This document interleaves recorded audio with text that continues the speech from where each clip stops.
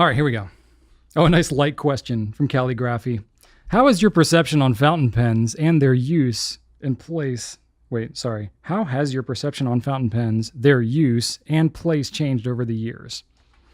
I'll start, and then you can think while I'm talking. Okay.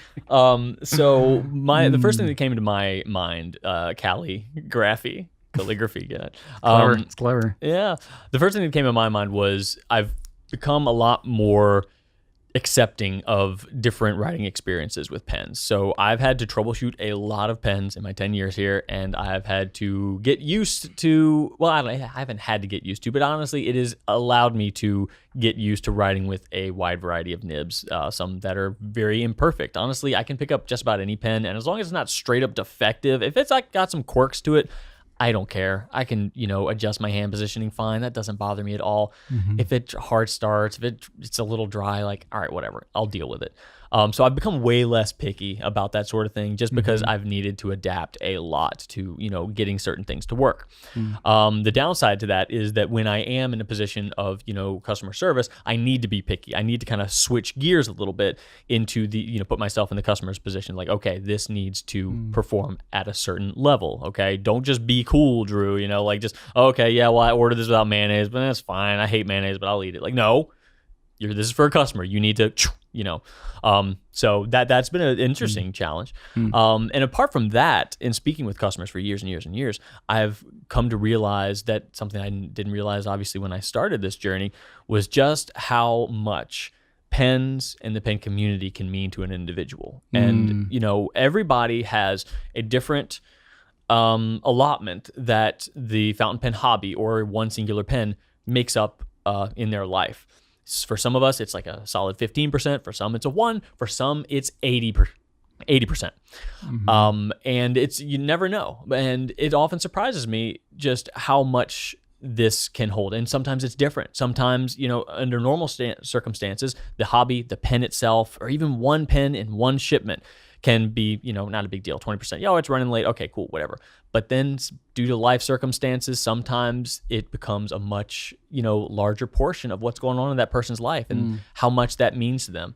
And it can also all of a sudden become 80%, and reaching that understanding and appreciating the gravity that the hobby, the pen, the community, everything can mean and influence to a person was a big revelation to me, and one that I appreciate, being a part of, because that means that if done right, I can really make a positive impact on folks.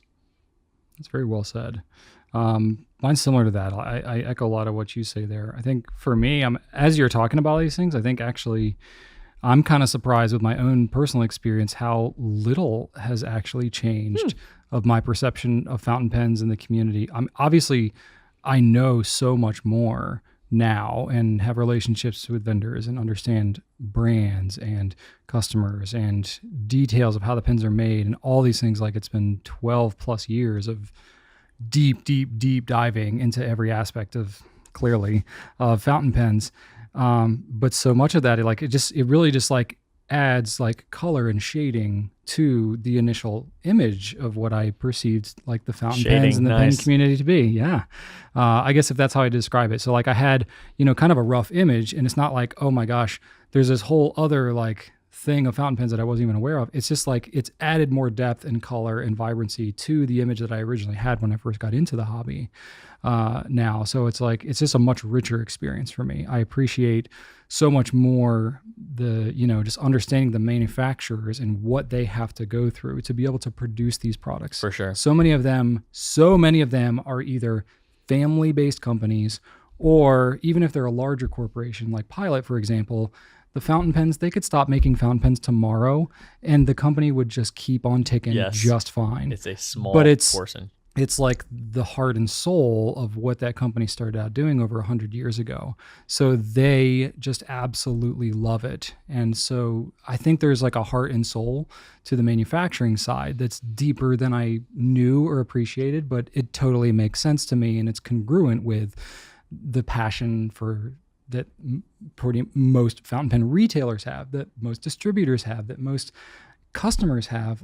There's really this underlying enthusiasm and passion for the products themselves, but the community as a whole. And it's just like almost like nothing else I've ever seen. But like I literally saw that in 2009 when I like went to the DC show, and it wasn't even anything specifically about that show, but just from what I'd researched online, what I knew, and I saw, I just like kind of felt it. Yeah. And it was just like, this is it. Like there's something here and I need to figure out what this is. And basically for the last 12 plus years, I've been figuring out what it is. And it's just like, I've been defining more what it is, that feeling I had 12 years ago. You're right. Which has been pretty amazing. Yeah. And it's a weird thing to be have such clarity about something without really being able to explain it, but that's 100% how it's been. So that's been really cool.